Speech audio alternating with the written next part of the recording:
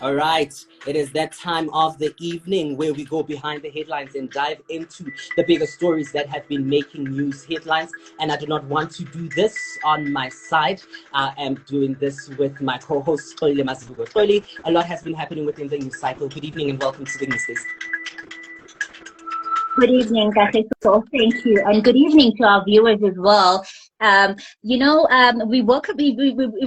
search around the online news publications to see what is it that's trending, and let's just dive straight into it. Well, now as we continue to reflect on the 100 days of the government of national unity, speaking to the Eyewitness News, the UDM leader, who's also the deputy president, who's also the deputy minister rather of the defense and military veterans, he says, Obabu Bantu Holomisa, he says there is no conflict or any chaos within the GNU, because people think there is some sort of chaos because of the differences between parties like the African National Congress as well as the Democratic Alliance.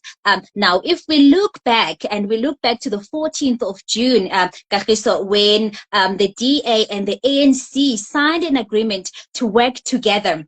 We remember that shortly after that agreement, there were some sort of misunderstandings when there were implications that the DA will have a significant say on who will be appointed as the executive, and the ANC had different views on the terms and conditions of that agreement. Well, Babu Bantu Holomisa said it very loudly and very clearly with his mouth. I'm quoting him. He says, the GNU is not a church service, and differences ought to be there, like any other coalition. Differences will always be there. Well, when he was asked how has his 100 days been in the office, he says, his 100 days have just been about consulting with other entities and working together with the Minister of Defense, Omam Enjimotsecha. So it's good to hear that, because we do as the society want to see the GNU working. However, Kagiso, parties like the EFF have different views on this GNU thing altogether. The EFF says, the 100 days of the GNU have just been a complete failure, highlighting issues like the unemployment rate that has risen over the past 100 days, and the threat to thousands of job losses amongst teachers,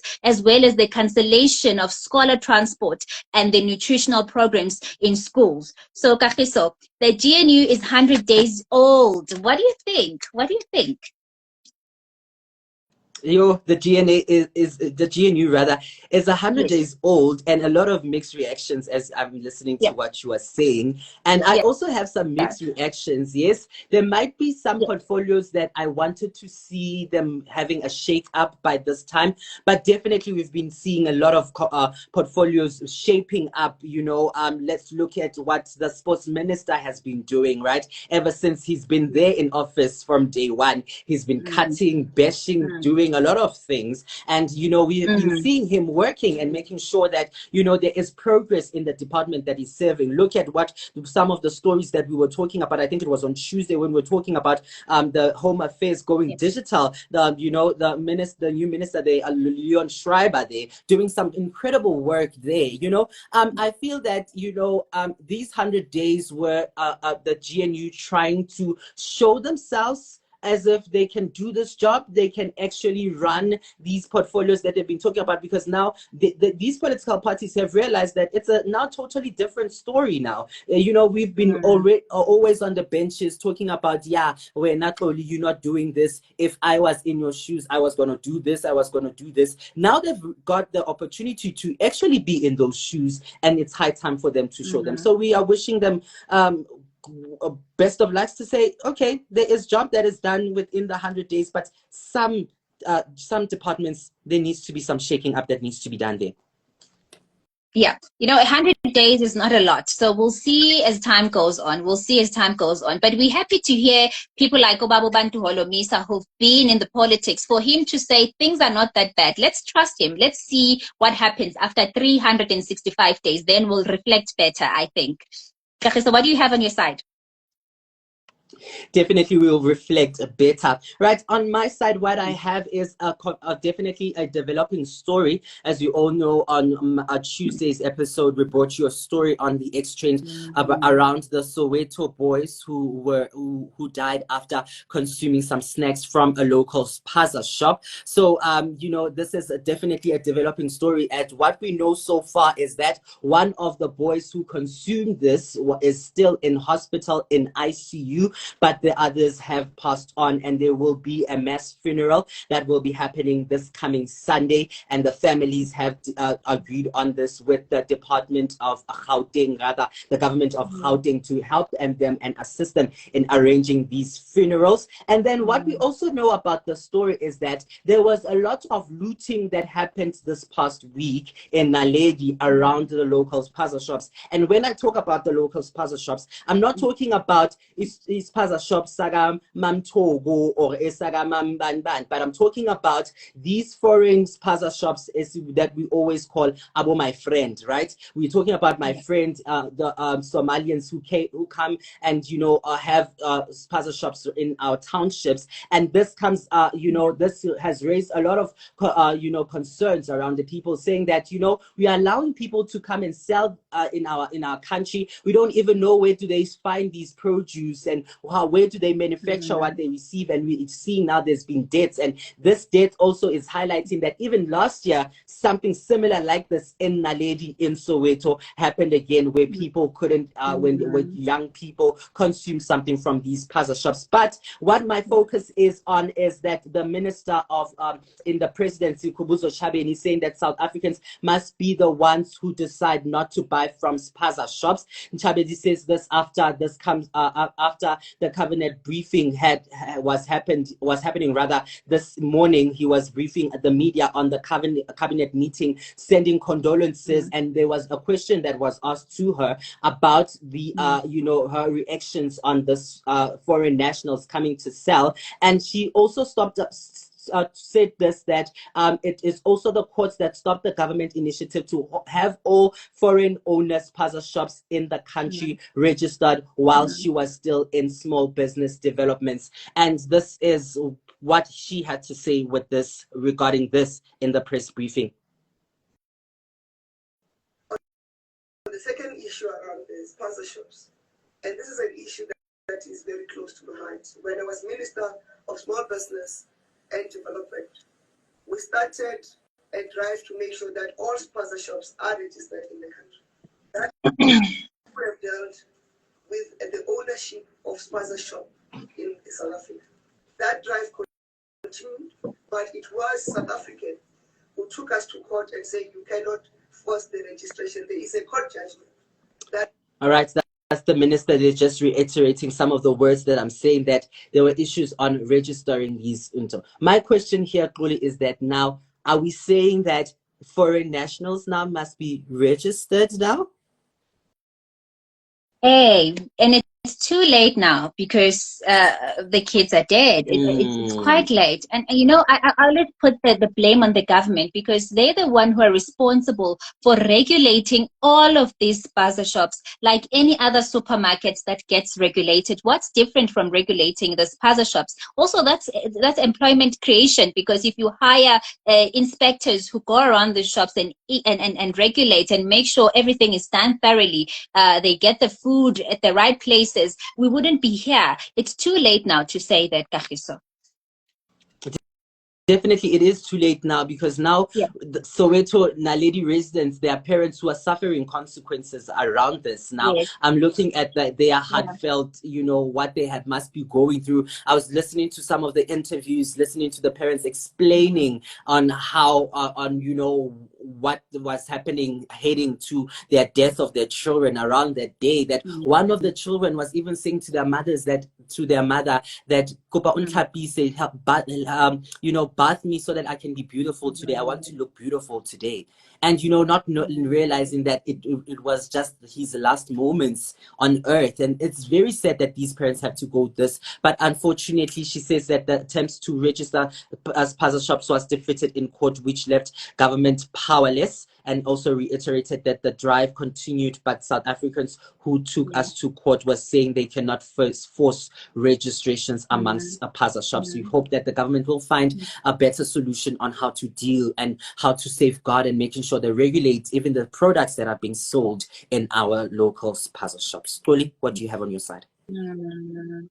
Well, Kagiso, the chairpersons of the Parliament's Portfolio Committee on Correctional Services, Umam Antha Ramobuleng, led the committee's oversight visit yesterday to the Kgosi Mampuru Correctional Center in Pretoria. The purpose of this visit was to assess the prison's condition, where some of the most dangerous and high-profile convicts are detained. Speaking to the Eyewitness News as well, Mam Rabukhaleng said she's satisfied with the effort to provide education to the inmates, and she said she was satisfied with the material given to the inmates who are pursuing their studies. She did mention that they do receive textbooks. They also receive secured laptops to make sure that, you know, they are able to focus well on their studies. And during this visit, the inmates also expressed their gratitude, saying things like some of them came there with only a grade 7, but today they have a matric certificate. And those who came in with only just a matric certificate, now they have degrees and honors degrees. And the committee was quite impressed to actually learn that some of the inmates are on track to getting their master's degrees. So now these are good news that we want to hear as a society, because we want to know if the inmates are being rehabilitated in the correct way. But now, you know what? I think now that the committee must look at what happens now when these ex-convicts are outside carrying all these skills, you know, having upgraded their education. What happens when they get to the outside, when they are released and now they are integrated into the community? Are they able to get jobs? That's the big question. And the answer to that is no. Many of them are struggling to get jobs. Remember, many companies are skeptical to hire ex-convicts, right? And according to the South African law, if you remember, according to the Criminal Procedure Act, your criminal record can only be cleared after 10 years from the date of being convicted. So if I was in jail for 5 years and now I come out of jail and I have a degree and I want to use this degree to get a job, I cannot, because I need to wait for another 5 years until my criminal record is cleared. Then I can start applying for jobs. Even though I'll apply, some companies, if they know that you've once been an ex-convict, regardless of whether your criminal record has been cleared or not, they are very skeptical when it comes to hiring you. So now what happens now is these ex-convicts go back into their criminal ways and then go back to prison. So it's a vicious cycle that goes nowhere. So the committee must thoroughly look at that. And so I know that in the United States, you know what they do, the government there, to encourage companies to hire ex-convicts, what they do is they tell you that if you hire ex-convicts in your company, we will cut off your tax charges. So it works better into encouraging companies to hire ex-convicts. I don't know, Kagiso, what do you think on this matter? It's a tricky one because they also come out of jail. We are also suffering from joblessness, people who have no criminal records. So it's a chaotic one. What do you think? I'm thinking that it is a great move, but at the same time, I'm thinking about we currently, as you are just saying right now, we have a huge unemployment rate right now. And yes, now we are also now want to put our former inmates also into this job line that we are having. That means that we'll have a very excessive, trip when it comes to satisfying everyone with the jobs that they require, because right now we are looking at the fact that there is a lot of people who are unemployed, especially the youth itself is unemployed. A lot of young people are unemployed, and now we are sitting with the fact that you also want to add another trail of people into this, which sometimes might be difficult there. I'm seeing that due to network conditions, Koli is out out there, but she'll join us a short while. But as I was saying, reiterating those facts that, definitely it is a good thing that we are seeing that our inmates are being taken care of. A comment here by slow_jam30 says that, what happens if you get a presidential pardon? That's another thing that Xoli would join us to just also give us some more facts on that story. But definitely making sure that these inmates some of them, yes, we might not say that all of them might be rehabilitated, but some of them definitely need a second chance in life, and they prove themselves that they are actually, they apologize, or they're actually, rehabilitated from the actions that caused them to go into jail, right? Well, as we wait for Xoli's return, I'll move over to the next story that I have in line for us, which is on the business side of things. And on the business side of things, we are looking into the South Africa Telecommunication Network. But before I take a look into that, there's been a whole lot of stories that have been happening within the business cycle. As we all know, that also there has been another marathon happening out there of a business economic forum happening in Belgium there, where business leaders are meeting there. We also look into the reactions from the repo rate, as Lesija Kganyago, who is the commissioner of the South African Reserve Bank, also sharing his remarks there about what has been happening when it comes to the repo rate dropping, especially after we heard some of his briefings last month when it dropped. And this was a good representative when it comes to the estate industry. Now, the main story that I want to focus on when it comes to business has to be definitely about this Southern African Telecommunications Network application that we are seeing there. And this application conference, this is a conference that started on the 6th. It ended on the 8th there. This whole conference was all about focusing on how can we better, include ICT in different sectors, include ICT in different parts of the country, and making sure that ICT works better. This was in Mpumalanga, in Skukuza, and it was there joined by a lot of leaders within the ICT industry, talking about all things that is ICT. How can we develop there? A lot of experts, a lot of academic that are in the ITC industry, and also they were discussing and showcasing the latest innovations and developments when it comes to telecommunication networks and applications. So this whole conference is supported by Telkom and other industry key players, and serves as a platform of collaboration, research in growing technology in all sectors within South Africa. And the new Minister of Digital Communications in South Africa had a lot to say about integrating technology in different spheres, in different sectors within our country. And this is what he had to say. For the many poor South Africans who are in rural areas, when you speak AI, you've already left them far behind, because their immediate thing is about accessibility, and then we can start speaking about digital literacy. Because it is only when you've got those, the literacy, you can be digitally fluent to be able to be aware and knowledgeable enough of what opportunities does AI bring, into your sector. That's the minister there, just reiterating some of the words that, because a lot of people might be asking a question that, yes, you're saying that you want to integrate ICT in a lot of sectors, but what about the rural areas? Are they going to be able to access these skills and all that? I don't know. What are your thoughts around this whole conference, Xoli?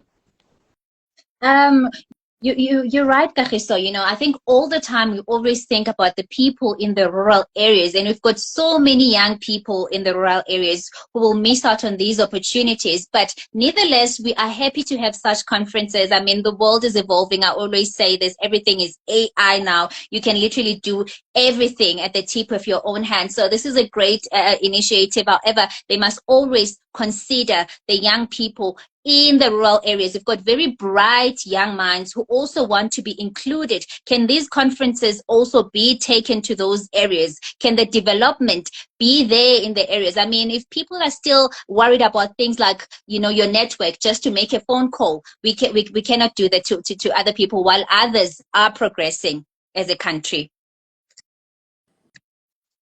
Definitely very true, because there definitely needs to be ways on how we are going to definitely shift this progression and making sure that there is all access, especially if we want to break the digital divide, right? So that's all the business update that I have for you on the news desk this evening. But before we go into the next segment where we're focusing on mental health, let's take a quick look at how the JSE closed this afternoon. As you all know, that the JSE closed off and quite such a negative territory there. As you all know, some of these dependencies might be part of some of the economic challenges that South Africa might be facing. Taking a look at our commodities there, gold was trading at $2,617.04. That showed an increase of 0.4%, and then the Brent crude oil was at $76.58, causing a drop of minus 0.8%. If we take a look at the commodities, looking at in a very positive territory this afternoon, the dollar and the rand looking at $17.58 against the US dollar, an increase of 0.5%, and then against the euro, 19 rand 16 cents. That means an increase of plus 0.8%, and then going across the pound sterling has to be 22.90 cents. As you also saw, that there was also an increase of 0.8% there. That and more on the business will be all on our social media platforms. Thank you, Kagiso. Thank you so much for the market. Well, thank you so much, Kagiso, for the updates on the markets. Well, now we're moving on to the lead. It is World Mental Health Day today, and we have special guest Reshni from the South African Depression and Anxiety Group, as well as Tulani, who is a life coach and a hypnotist. Let's jump straight into the lead.